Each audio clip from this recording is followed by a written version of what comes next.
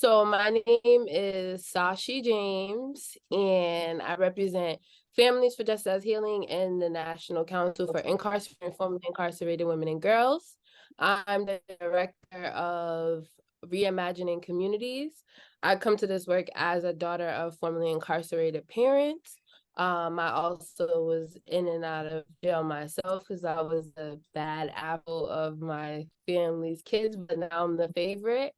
And we started the organization inside of Danbury Prison. My mom is the founder of the organization. And our mission is to end incarceration of women and girls. The reason why the organization started was because at the time there was a lot of talk about ending mass incarceration. However, nobody was talking about the women and the impacts that it took when children were separated from their mothers, or what the impact was when mothers were separated from their communities. So the women side of Danbury, and now we're here today, Families for Justice as Healing, the National Council for Incarcerated and Formerly Incarcerated Women and Girls, and we need to end incarceration of women and girls, and we're an abolitionist organization. We are here today to talk about the Prison and Jail Moratorium Bill. This is a moratorium bill that we had wrote 2 years ago to stop the construction and design of a new women's prison. I'm so excited because when we launched this moratorium bill, we kicked it off with a long walk. It was a 90-mile walk, and there's some people that's on this call that was brilliant and brave to take that walk with us. And we and we organized it in September, and we thought that it was going to be a nice breeze, and it just so happened that the days that we chose, it was like 90 degrees every day. So we were super hot, and we were walking. I remember when we walked past Framingham, we were actually screaming "Free Miss Angie," with Shanita leading that rally and Shanita's son, right? And I was complaining about how hot it was, but I wouldn't get in the van because there were some elders that were walking, and they walked the whole way, and I was like, they are not about to outwalk me. That's not going to happen. And the one of our sisters, our founders, Miss Virginia, she said to me that there's no air conditions inside of a prison, so I need to keep my head up and keep walking because we're walking for a purpose. And that really brought me back in because I realized why we do this, why it's important for us to be in struggle with all of our people, and why we need to build new women, and why we need to free our women that are currently incarcerated and I just want to start off by saying, so we did the long walk, we've done caravans, we've done quilt campaigns, we had beautiful 22 women testifying at our last hearing to say that we do not need a new women's prison, and that was historical. Women that were currently incarcerated at the time, I'm going to say that were currently incarcerated at the time, because we have some women that testified on the Zoom call right now that are not incarcerated, women that were currently incarcerated, and they said we do not need a new women's prison. We also have a woman that is going to speak today, who is the reason why they said that they needed to build a new women's prison, because they said that we needed a new women's prison for her. And she is on this Zoom call to say, no, don't. We need to create a different looks like, and we need to support all the women to avenue of ways to come home, so that that way we can be building up people and not building, investing in communities and not investing in more prisons. So I'm going to pause there, and I'm going to kick it off to Miss Angie, but I just wanted to thank everybody who has been sticking out with us for the last few years. Last year, all that work that we put in, we did walk at 90 miles. We raised public awareness, and people heard us, and we actually passed the Prison and Jail Moratorium Bill, and that meant that Massachusetts is ready to create different looks and move forward. And unfortunately, Governor Baker vetoed that bill. And so now we have to lean on our new governor to do what we know that we deserve and to do the right thing. And that means put a pause on all construction, prisons and jails. And that also includes a $21 million youth jail that is also up for new designs.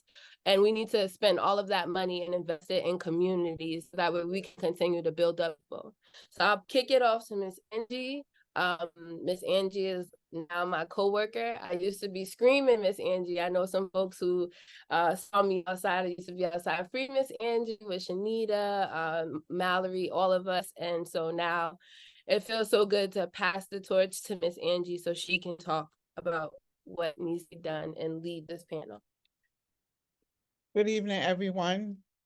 I would like to thank everyone for being on this Zoom call tonight. Thank you so much. I see so many faces that I know. I see some faces that I don't know and hope to get to know. My name is Angelia Jefferson. I served 31 years at MCI Framingham. I've been home for 19 months now. I work for Families for Justice's Healing. I am the Participatory Defense and the Transform Harm Coordinator. I work closely with Mallory and Sashi and doing this work that needs to be done to free all the women that are still behind the wall. I graduated from New Beginnings. I graduated from the National Council. Please forgive me because I am a little nervous right now. I graduated from the National Council. Now I am working close with Mallory and Sashi, like I said, to just end this whole prison system thing as far as the women are concerned and the men, but mainly the women. We don't talk enough about the women. We always talk about the men. Every program, everything that goes on is always the men, the men, the men. But now it's time for us to start talking about the women. We need to keep their names out there. Patricia Olson, hashtag free Miss Pat. Please free Miss Pat. Free all the women. Free all the women. And with that, I would like to introduce the video that we're going to watch tonight. These are the testimonies of the women that are behind the wall. 2 women that testify behind the wall are sitting on this call today. So that right there is a sign that it is working and God is real. And with that, I present the video.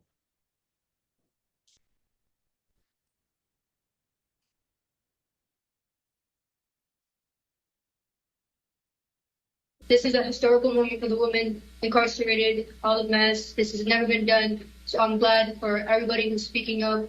You know, we're all trying to get something done to help better us.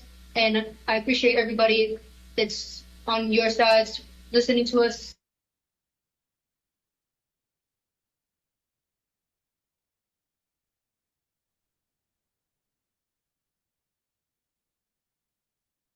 Today I'm here testifying in support of the Jail and Prison Construction Moratorium S1979 bill. I asked the committee to report out the bill favorably and work to pass it into law as soon as possible. So there's women here that are just deteriorating, 80 years old. They don't even know they're here. They have dementia. They don't even know where they're at right now. And it's sad to know that, like, you guys just want to build another prison just to leave these women to rot here. I'm Melissa Portal. I'm 73 years old and have been incarcerated for the past 38 years. I would first like to express the concerns about a new prison. We don't need a new prison. We need a new administration. The problems are here. It would just turn around and take the problems that we have to a new prison. There's a much less costly option, and it is get people alternate housing programs where they can be released. GPS. There's an aging population, and I'm sorry, nobody could convince me that a woman in her 70s who is in heart failure is a threat to anybody. I understand there's a place and time that consequences are needed, but when is it cruel and unnecessary? When is it excessive and too much? Prisons are not successful ways. They don't keep us safe. They don't keep people out there safe, and they're not a successful deterrent. And we do not need a new prison, nor do we want a new prison. How much more money are we going to ask our families, your families, to put into this prison in order to create new homes for new people who we don't need to keep incarcerating? The aging population here at MCI Framingham does not need a new prison. The aging population here at MCI Framingham needs rehabilitation. They need more programming. We need educational programming. We need job readiness programming. That is what we're asking for. We're asking you to allocate this money into the programming that it needs to be into. And I'm here to testify today in support of the jail and prison construction moratorium. I'm asking the committee to please report out the bill favorably and work it into law as soon as possible. Let's be honest. What does the Department of Corrections actually do for individuals in their custody? The answer? Nothing. I mean, the word corrections is in the name, and there is no programming to help individuals to correct or even rehabilitate themselves. People are more worried about spending $50 million building a new prison when they can't even get things right with the existing prison.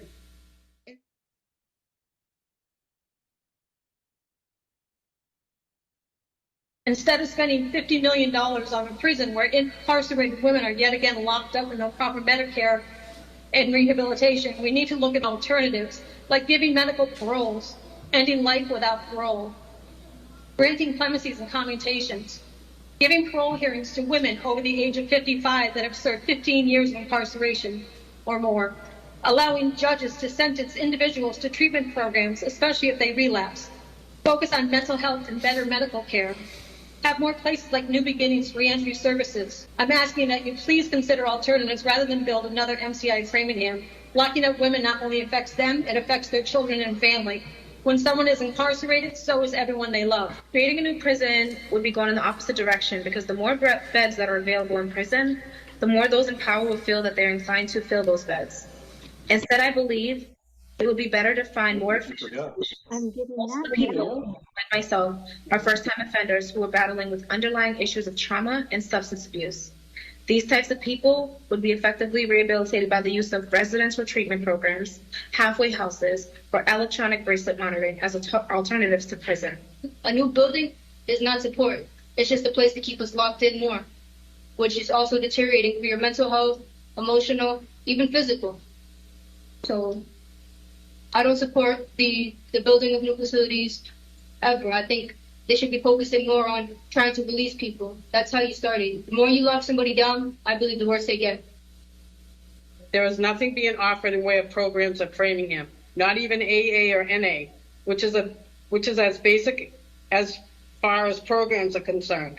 There are no trades being offered other than culinary, and nothing available in the way of restorative justice to incarcerated individuals to move forward. Even more pressing is the dire need for proper medical care. I have personally witnessed horrible tragedies that could have been prevented with medical intervention.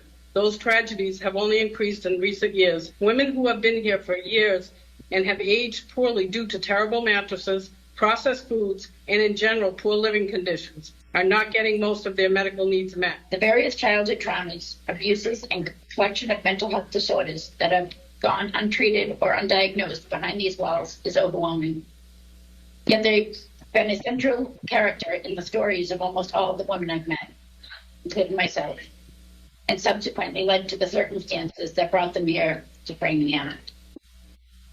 While I'm grateful for the education and programming that has been provided to me, there could be so much more. I can't believe that putting a shiny bow on an already broken prison model would do anything but perpetuate these traumas into the future. I do national work. I do service to the communities that many of us will inevitably be returning to. I came to MCI when I was 19. Prior to the crime that brought me here, my juvenile record was 10 reports and runaways from my home. I ran away because I was being abused. Okay. I set a mandate to reunify the family. No matter how often I said don't send me back, they always sent me back. When I was 15, I became homeless. It was easier and in some ways safer than home. I became an even worse alcoholic, and I made poor choices in friends, and I ended up in prison. Building a new prison won't fix what's wrong here. We have poor health care, dismal mental health, and this place is essentially just a holding pen for women to just go right back out, do the same behaviors over again, and end up right back here or dead.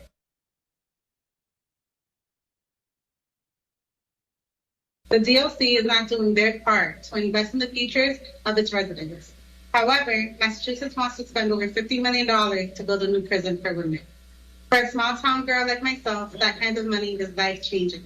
Instead of using that money to actually make an impact and change lives, the DLC would rather waste those resources to fund the construction of yet another facility that's sole purpose is to warehouse people.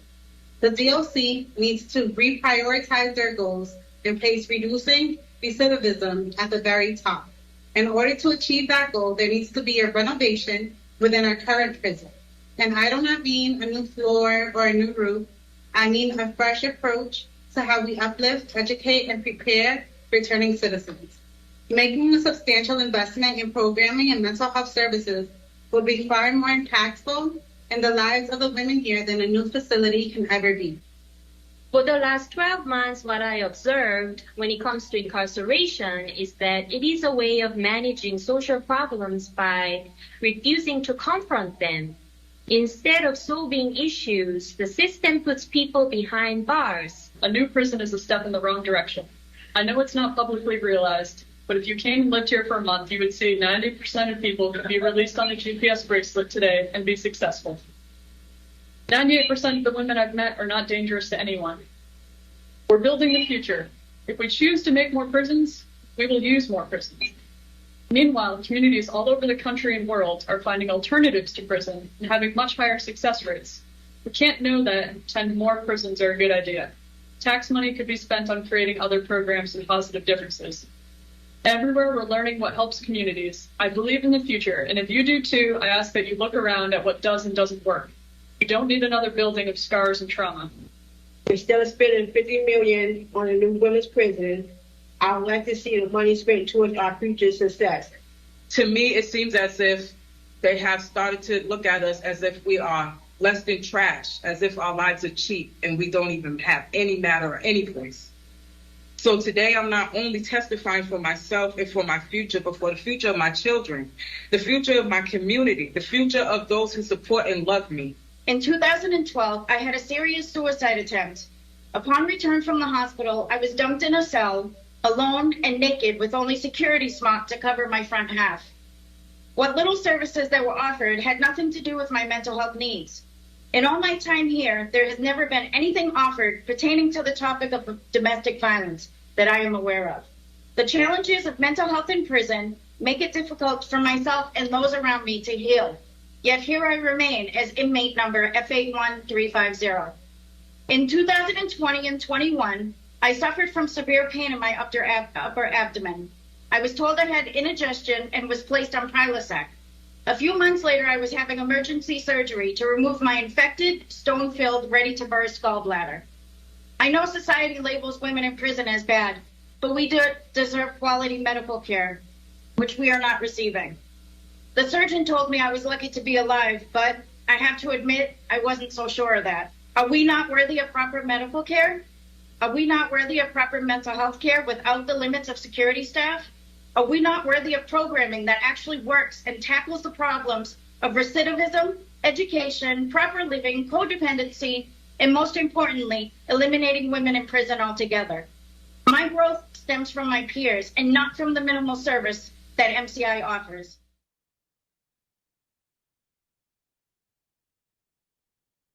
I don't know about you, but when I look around at all these amazing women, I see artists, counselors, businesswomen, and leaders. There is so much potential and intelligence behind these walls, but we aren't being invested in or challenged as much as we should. Last year, I walked a good friend of mine, Angelia Jefferson, down to admissions with joy in my heart and hope in my veins, because after 32 long years, she was being released. Angelia was initially sentenced to natural life and had for so many years believed that she was going to die in prison. But her case was overturned and she was released on parole through the grace of God, and she is fighting so hard for the women of Framingham. Angelia is not home because of a new $50 million prison. She is home because of awareness and the National Council of Incarcerated and Formerly Incarcerated Women, Families for Justice as Healing, and New Beginnings Reentry Services fighting the good fight to get deserving women out of prison so that they can be better leaders in their community. On June 14th, Governor Maura Healey came to MCI Framingham, and a lot of women here had the opportunity to meet with her. We had the chance to express our concerns about the Department of Corrections, the lack of programming here at the institution, and what we felt we needed to better ourselves in prison. No one, and I do mean no one, expressed their need for a new prison. Because we don't want a new prison. We want people to find a way of thinking in regards to, we want people to find a new way of thinking in regards to our well-being as human beings. I am thankfully a survivor of domestic violence, and there is no programming for us women who have been victims of domestic violence. We are not asking for another prison. We are asking for a programming to help us heal and move forward to be positive and successful returning citizens. Everyone I've asked agrees that we don't need another women's prison because we have plenty of housing here. What we need is hope for a better future at Framingham. And I'm present today as one of the many voices, not only for myself, but for all of the incarcerated, to request an alternative to building another women's prison. I am testifying in support of the jail and prison construction moratorium. I beg the committee to please work to pass it into law as soon as possible and stop the unnecessary use of your families, and all the taxpayers of Massachusetts' hard-earned money to build a new women's prison. A prison that is in no way is being asked for nor needed by any of the women here. Instead of spending $50 million to destroy more homes and dreams from the hearts of our suffering families and our communities, put it towards rebuilding lives, rebuilding communities, restoring hope, restoring dreams, and building a stronger, more unified Commonwealth.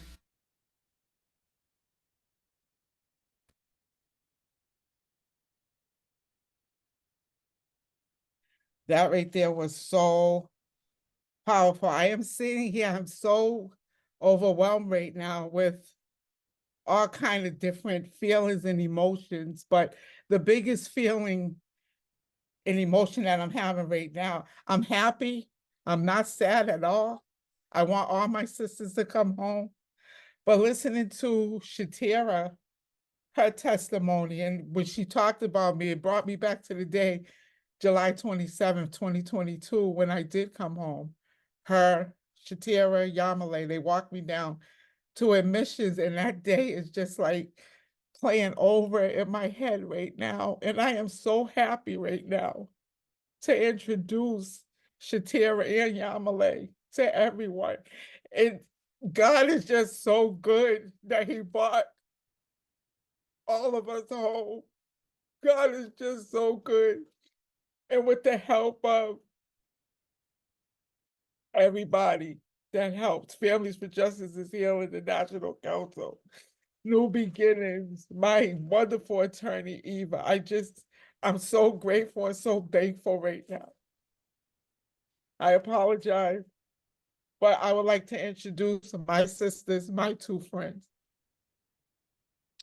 We rode together, we ride and die together. We stuck with each other through good, through bad, through thick, through thin. And now we're on the street doing it. The three of us are in the same room right now. And it's mind blowing. I still can't believe it. But once again, I'm very grateful for this moment. And I'm going to introduce my two sisters to everyone right now, Yamiley Matherin and Chiteara Thomas, whom I love dearly. They're right there on the camera. I would like to ask them a question or two if I can keep myself together. Once again, I apologize. I'm going to pose a question to both of you all. I just see both of you all testify from behind the wall with the green t-shirts on. Now, Chiteara, you're sitting there with a pink sweatshirt on, and Yamiley, you're sitting there with a turtleneck on, the black sweatshirt, things that we never thought we were going to be able to have or wear.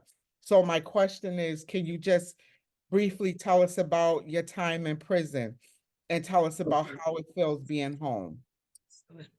And also seeing yourself up there testifying, but now we're sitting in the same room together on this video call. Hey, hi, I'm Yamiley. We're home. I just talked about it. Backstory, we Chiteara says a lot. We used to sit at that table talking about all three of us being home. It was supposed to be me, then Chiteara, then Angie, but it worked out different. God brought Angie home first, and then me, and then Tara. But we're, like Angie said, we're together, and it's just great. God, sorry. Watching ourselves testify on that. I'm like very proud of us because like backstory, like right before we did that, I was going right in front of parole, and people were like, well, maybe you should just focus on parole and, you getting out. And I'm like, okay, I get out, but I still leave people here, right? And so why would I want them to build a new prison just to let them go sit over there? And so that day, I don't know, I was glad to make part of history of what some people that are fighting for us, you know what I mean? By my time I was locked up when I was 17, I'm 30 now. I got out last July. Oh, this past July, excuse me. My time in prison, I made it hard on myself, but I also feel like as the young adult that I was, I didn't really have the support from the prison staff, let's say, that I should have gotten at 17. I had a lot of trauma going into prison, and then I had a lot of trauma being in prison. I had deaths happen in there, like my mother died in there and stuff. And the time was, I don't think, unless you're in that situation or you're close to someone in that situation, you understand what the incarceration does to the person as well as their mind, And they, one of the women, Kristen Longley, she said it like, I'm sorry, it was Paulino, and he said that prison doesn't always better people, right? You think, oh, you go to prison, you get corrected, and that's not always the case, right? Because a lot of my toxic behaviors, I harping in on them, like I got better at them until I decided, I can't do this. I'm not going to be 25 years old fighting every 2 hours or not getting an education, getting a free education. I'm not going to do that to myself. And yeah, I think so. Just seeing myself on there, I was just really proud of myself. I was proud of my sisters. I was proud of my friends who all sat there and testified about not just for us, because we knew our day was coming, but for those we would leave behind, and potentially, hopefully not, any women that have to go through that prison. Because building a new prison, you're building a prettier cage, My name is Chiteara. I initially had life without parole. So I did 10 years believing that I was going to die in prison. And they were very troublesome years, hard years. Did a lot of fighting with myself, mad because, one bad move in my life landed me in prison for the rest of my life. And I had a hard time in the beginning. When I overturned my case and knew that I had a chance at parole, it was like a second chance. And I began to get better. I began to go at the weeds of my problems and my deep trauma. Started utilizing some of the programs that were offered there. And at the time, there was a lot that was offered that actually helped me out. And I remember, sitting with Yami and Angie. We had our own table in the unit, and we would sit there. Like, I don't think everybody's really understanding how we manifested this, our coming home. And we would sit at that table together and talk about how we were getting out and how we were getting out. And, like I said, I seen parole first, and then it was going to be Yami, then Angie. So we was like, in this order, it's going to happen. But Angie ended up being the one to come home first, then Yami, then me. But we talked about this fight. And as I'm watching the women that we left behind, it hurts. It breaks my heart, because almost every last one of them, I can say every last one of them, if they were given the chance to come home, they would do the right thing, as we are doing the right thing. But a lot of them have natural life sentences and have exhausted all their appeals and don't have that chance, and I was fortunate. Angie was fortunate enough, to be able to see the parole board And because our behavior was exceptional and we did what we were supposed to do, you know, parole was able to say, yes, you guys can go home. And it breaks my heart that a lot of women on that video, that's not going to happen for them. And when you're looking at the inside, the internal problems of Framingham right now, there's nothing there. When we were leaving, it's like we always say we left at the right time because we had basically got everything we could from the prison because there was nothing left. If I had to stay there another year or two, I don't know what else I would have been able to show parole that I accomplished, because I accomplished culinary, I accomplished cosmetology, I did almost every program that was offered to me. You know, I obtained my bachelor's degree, which made me feel so amazing, because now when I'm applying for jobs and they ask me about my education and I have a bachelor's degree, like, it's so empowering to me, and it kills me at the same time because it's no longer being offered in the prison. And now they're giving women just a certificate, or they, you know, that right now they're trying to work for an associate's, but they don't have it yet. But it was so empowering. I know, Angie, you know, we got our bachelor's, you know, and it means so much on the outside of the walls. And, you know, our favorite professor, Esther, is here today, actually on this Zoom, who watched us in our growth and helped us and believed in us. And it's like, it's amazing to see her here today, supporting this and this cause. When we think about building a new prison, you can't take, and Melissa Cordell said it, you're going to take the problems right along to a new building. Right now, what needs to be happening inside is the internal problems with the administration and the lack of programming and funding that these women really need. And what I need everybody here to know is that these women in there are thirsty for education and programming. They're thirsty for it. They're wanting it. They're needing it. When a list goes up, that's something that is helpful, everybody's signing up. Everybody's trying to get in there. Everybody's trying to do the right thing. And I'm looking back to what it was, because I went in when I was 22. I left when I was 39. And I'm looking at how it has declined dramatically and drastically of what's being offered there. And we want more for the women, because like I said, I told the women, when we going home, I'm still going to fight the fight, because I want somebody to be able to, you know, have this chance that we also have. And then in order to have that chance, they need the education and the programming.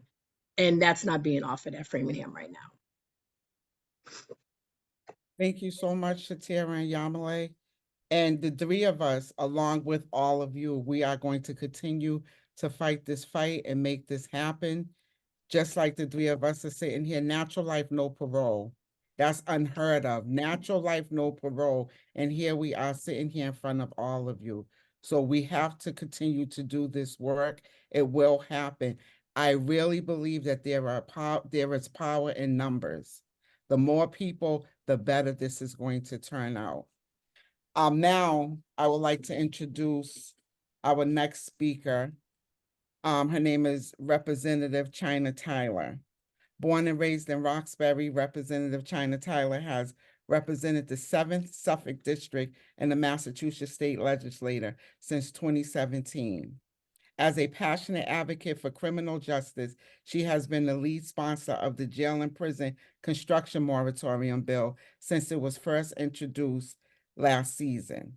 She was also the lead sponsor of the no-cost calls, which finally passed in December, yes, bringing great relief to our sisters inside and our families. Rep. Tyler is here to give us some updates on the Prison Moratorium House Bill 1795. Thank you so much, Rep. Tyler.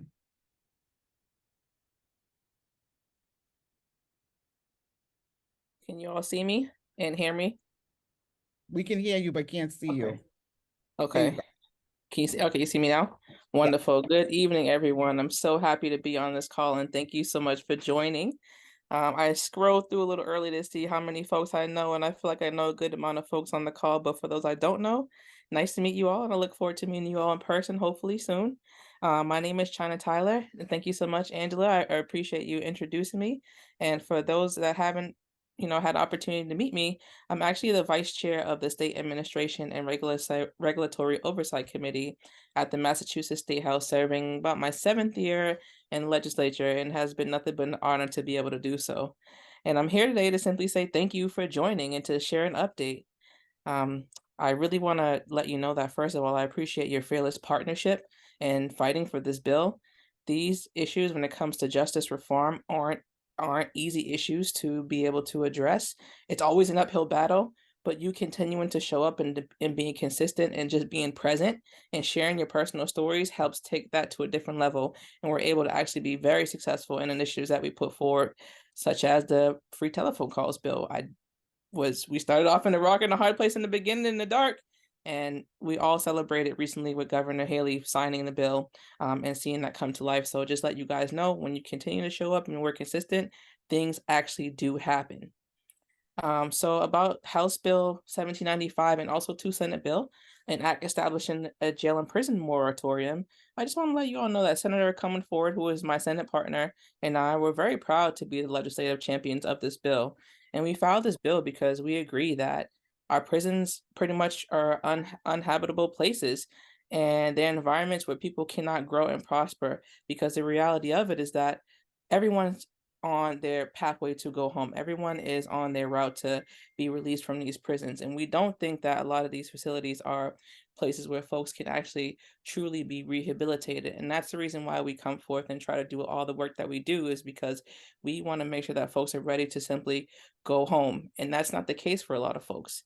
And I know this because I spent a long time prior to actually being a state rep, helping inmates who were nearing release. I worked at a federal pre-release center, and I helped folks that were nearing release get access to simple things, education, housing, you name it. And it was really difficult for a lot of folks to be able to do so because they just weren't ready to do so. And I always would scratch my head and wonder, like, hey, wow, you spent all this time incarcerated. Like, what was going on behind bars that you weren't able to get out and be successful? And so when I became a state rep, that was always like in the forefront of, my fight for justice, is making sure that folks are actually ready to come home and stay home and feel comfortable doing so and are successful in doing so. So that's the reason why I'm here today, and the reason why I do what I do. So on the bill, we fought a lot with the last administration. Just to be totally candid on this issue topic, we have a totally new governor and new administration, so things are a little bit more uphill looking, and we're very, very proud of that. And the reality of it is that $50 million could be spent 50 million different ways. I sat on a couple of different commissions that, fight to try to address issues when it comes to people who are involved in justice. And as a young woman stated prior to, me coming on the call, there isn't programming that simply allows for folks to be able to, again, rehabilitate correctly. And that's what we're trying to do. It's the Department of Corrections, but it really should be the Department of Corrections and Rehabilitation. And we really want to focus on rehabilitation. So we see that there are a lot of programming that that they offer that just doesn't make sense. For example, if you're a young woman and you happen to be incarcerated, you're under 30 years old, and you happen to be from the city of Springfield, you're going to be classified as someone who may be high risk because of your age and because of where you're from, not for any reason that actually makes sense. And so that your classification status prevents you from actually being able to participate in different programming.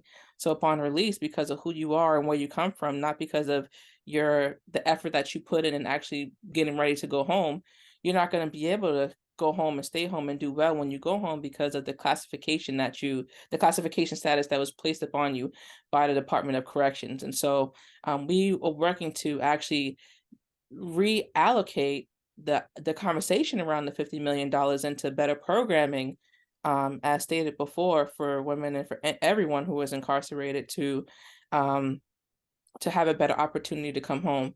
One thing that really strikes me is that a lot of folks here know that I'm really big on education and making sure that folks have access to education and just programming that uplifts the individual and lets them do well generally in life. And Again, because of classification, a lot of folks don't have access to certain academic programming. There are a lot of folks there that, you know, already have their GED, they already have their high school diploma, and they get incarcerated and sit for many, many years, not being able to access the next level of education, their associate's degree or certificate and or their bachelor's degree because of their classification. So we're looking forward to trying to reallocate those funds to provide more wider programming despite folks' classification upon incarceration. Again, I can't thank you all enough for showing up. I looked at the call, I seen over 100 people on this call, and every time you show up, it's such a loud voice and loud roar that goes through the State House halls, because folks know that we're very serious about what we do. And so in addition to telephone calls, in addition to placing this moratorium on the future of building women's prisons or prisons in general, there are so many things that we have in the pipeline of ensuring that justice is a reality for the people that are ready to come home. And so I look forward to continuing to be on the forefront of that fight for you all in the State House. A very important date that's actually coming up is in February, in the beginning of February. I believe it's February 12th or 10th, and it's called Joint Rule 10. And I just wanted to share a little bit about what that means for you all here. So that way that you know where we're at as a group. And Joint Rule 10 is a rule in the legislature, and it states that if you want to see a bill propel forward, so we have 2-year sessions, as you all, and let me back up. And within the 2 years, you have to pass your bill or to do something with your bill to move it forward. And if that doesn't happen within the 2-year cycle that we're in, you have to kind of start all over again in the next session. And we've started all over again many times when it came to this bill. We started all over again this year because we weren't able to be successful last year, and that's because of Joint Rule 10. So Joint Rule 10 pretty much says that your bill has to be reported favorably out of the committee that it's in order for it to have an opportunity to move forward and to potentially be passed this session. So this session is already halfway through. We finished the first year of the session this past December, and now we're on to the second year of the session starting this month in January, and it ends in December. So we have until December 31st to pass this bill. So that means that this bill needs to be reported favorably out of the committee that it's in by the beginning of February, which is Joint Rule 10. And that's for all bills across all committees, in any issue topic you can think of, but for this purpose, obviously this bill. And so what you can do to help move this forward is to reach out to the committee and ask the committee to report this bill favorably out of committee and move it forward. And once it is pushed favorably or jumps past Joint Rule 10, then push it through the legislature to have a vote in the House and Senate floor, and then on to the governor's desk for her to potentially sign it. So that's kind of like what the process is. It's very tricky. It's very intricate. But again, I wanted to reach out and just say thank you to Families for Justice's Healing for making sure that folks actually understand that process. This process is a very difficult process. It takes folks many, many years to be able to understand the legislative process, but you guys do a very great job at making sure that each step of the way you all are present. And so that's why I encourage you all to be consistent and continue to show up, because that's where we're successful, when we continue to show up. So again, I want to thank you all. I'm always available to answer any questions that you all may have. Thank you, Andrea. Thank you, Mallory, for your continued leadership with this issue topic. I will drop my email and phone number in the chat if folks want to reach out. And I just want to say thank you again for showing up. Thank you again. Thank you And so much. Angela, great to see you. You too. Oh, that was a lot to take in. Next, I would like to introduce Ms. Sashi James. Sashi James is the Director of Reimagining Communities for Families for Justice as Healing, the National Council for Incarcerated and Formerly Incarcerated Women and Girls. She is a daughter of a formerly incarcerated parents, and because of her experience and understands the trauma that endures. And it's okay. Don't even. I talked earlier. I told them my life. I know, but I had to do it still. But I would like to introduce Sashi. We automatically just go. I thank you for introducing me. I'ma just dive in because we only have a few more minutes. Okay. I really wanted to also thank Angie for facilitating such a dope panel. I really appreciate your leadership in facilitating the panel. Chiteara and Yami, y'all was back here crying on mute. I was like, just watching y'all do y'all testify and being at all those hearings and how exhausting it is to be there just in person. But when we went to the hearing and we watched y'all, like, we sat in that courtroom for hours and we watched y'all just hit them in the head one after another, and knowing that y'all are inside of a prison and the conditions inside of the prison is just terrible, but y'all still was like leading and saying we don't need a new prison. Like, we'll sit here because we know that if they build a new women's prison, it's not just for the people that's currently incarcerated, it's for our future baby girls. And so if we continue to allow to keep building prisons, that means we're going to continue to allow them to keep incarcerating our children. And so just sitting in that and understanding the longevity of what it looks like to build a new women's prison, I just want to highlight y'all for being fearless, because I know when y'all did them testimonies, I know them guards, because we know they the beast, they was not any nicer to y'all when y'all walked out of that room and they turned them cameras off. So thank you for your leadership, and I appreciate y'all on so many levels. And we still have to fight because there's a woman right now who has dementia inside of Framingham, and you know, she's one that needs to come home right now. And that is an exact reason why we shouldn't be spending $50 million. We should be allowing her to figure out what does her life look like to heal and live out her life, the remainder days of her life, not inside of a prison. And so we're going to just shift into what does different look like. Because we know, like, this is what different looks like. It looks like Chiteara and Yamiley and Miss Angie leading these calls. This is what different looks like. But in addition to that, we're building out a community. Yes, we are saying that we're going to stop this new women's prison from being built because we've derailed it for the last 3.5 years. And yes, we are going to demand that $50 million that they want to spend on a new women's prison, that it goes into communities. But we know that the system is also doing exactly what it was designed to do, and that is to control and oppress and cause further harm. And that is all that has been doing. Prisons have been doing nothing but interrupting the lives of families and separating all of us and causing nothing but harm. There has been nothing good that came out of a prison, not a jail, nothing. So when we say that we want $50 million, y'all asked what should we do? So what we did was years of listening towards and started to create what different looks like. And so just a few things that I want to talk about that Massachusetts is actually leading, which we should be really excited about. And this should be the anchor reason why we should be stopping the construction of a new women's prison, is because we're leading basic income in Massachusetts. We're leading basic housing in Massachusetts. We have a safe house in Massachusetts. We have a farm. We have participatory defense. We have transitive justice. We have circles. We have sound healing at the office. We have healing stipends that go out to community members. We have directly impacted staff that can connect with community members that are on the ground to figure out how do we not cause further harm to one another, and what does it look like to heal and advance in our own community. We have new beginning reentry services, and if we had a lot more funding, we can triple all of the things that we have currently right now that we are actually running and operating.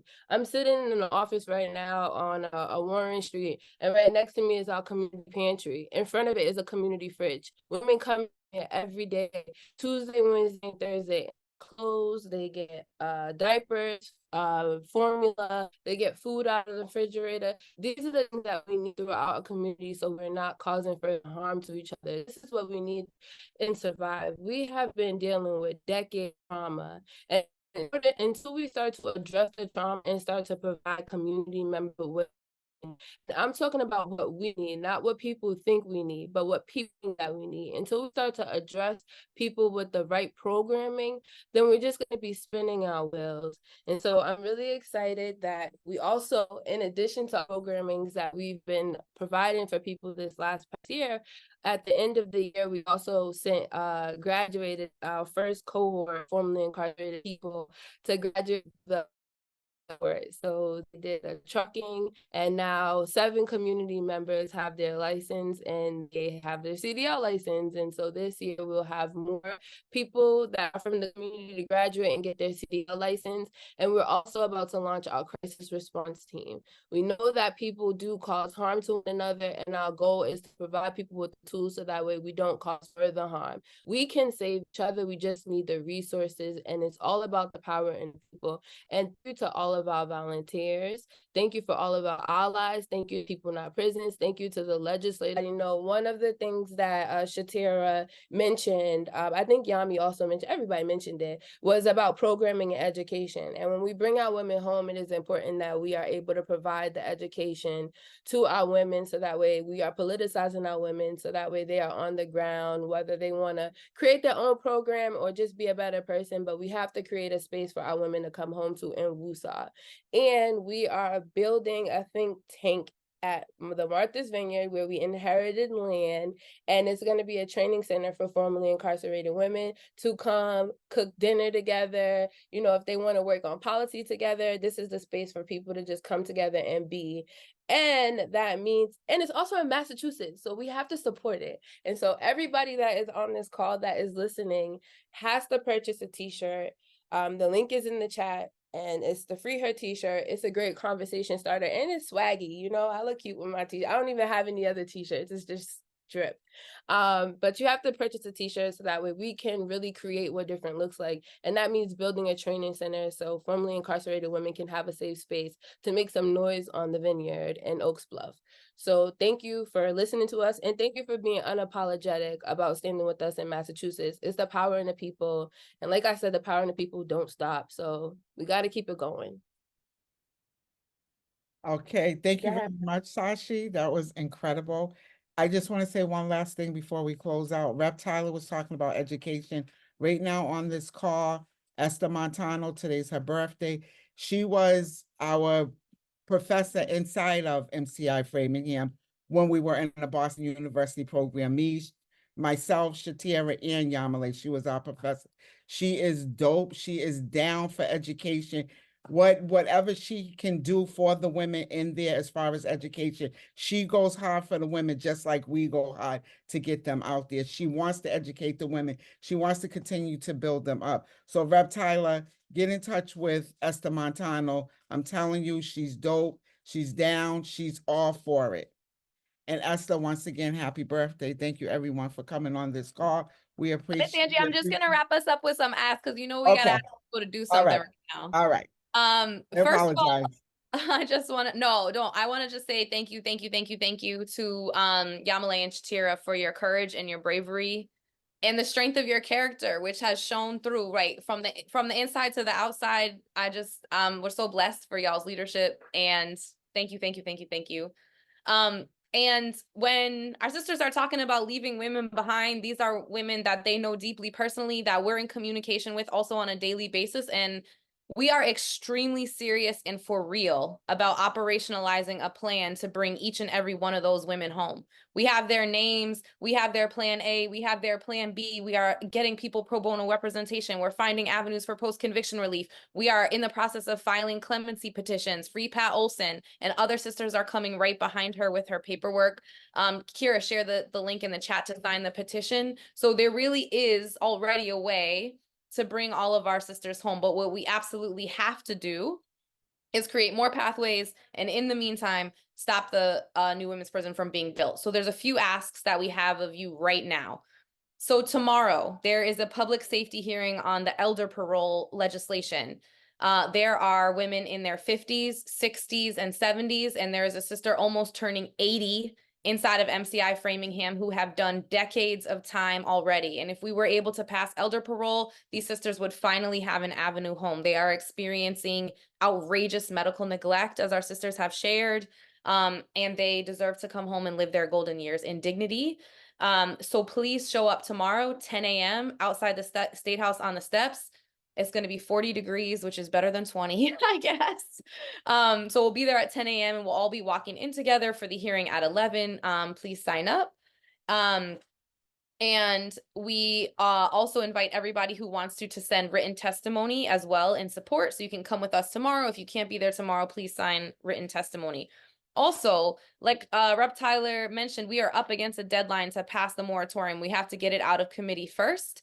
Please join us. We have weekly phone banks on Thursdays, and you can call constituents in key districts so they can call their legislators, the committee chairs, and ask them to advance the jail and prison construction moratorium, and we're working hard at that all the time. And then on February 12th, we have our annual Valentine's Day rally and celebration and solidarity with incarcerated women to lift up their names and demand their freedom. That's going to be February 12th at 3 p.m. At the State House. So you can sign up for that now as well. We are also want you, as we sort of leave the call, I'm going to pass it to Chiteara in 1 second for our last word. Before you even hang up, we could do it all together. If you can go to our Free Her Mass page and you can look up your legislator, either your state rep or your senator, and you can make one phone call to say, hey, I'm with my community right now at this virtual event. I just heard women inside Framingham say unapologetically and unequivocally, we do not need a new women's prison in Massachusetts. Please do whatever you can to advance the prison moratorium. Let's call before we even get off the phone together. Like, let's keep your camera on. Let me see you on your cell phone. We'll get you the link so you know who your elected official is. But like, we need to stop. We got to get off defense. You know, we're under grave threat in our community, and we need the time and the space to actually think, experiment, and lead and show what different looks like, instead of just fighting to stop the women's prison. So please make that call before we even hang up. And we'll see you tomorrow, and we'll see you in February. But I want to thank you all so much again for being here and for your support through day in and day out. And Chiteara, I would love to pass it to you for our last word. Yes, I just wanted to add, I know I talked a lot about the programming and what we need in there, but the goal is to get women home. You know, for me to come home and Angie to come home, and it's a struggle out here, you know, trying to get established, but I believe $50 million could go to so much more to help the women out here. And Family for Justice's Hanlon and the National Council of Incarcerated and Formerly Incarcerated Women have done so much for me. But I know there could be so much more of that money. So, you know, as much as it's like, yeah, the programming that help the women be able to go to in front of the parole board or possibly get out through the courts, that money could also go to the community on the outside, where it's much, much needed for women to come home and start a life, especially after doing 2-3 decades in prison. And I just want to say thank you to everybody that's come in. I can't wait to tell the women in prison that, like, you guys are even sit there and hear this, you know, and your concern, you know, about what's going on inside the prison. I just want to thank you guys all for coming tonight.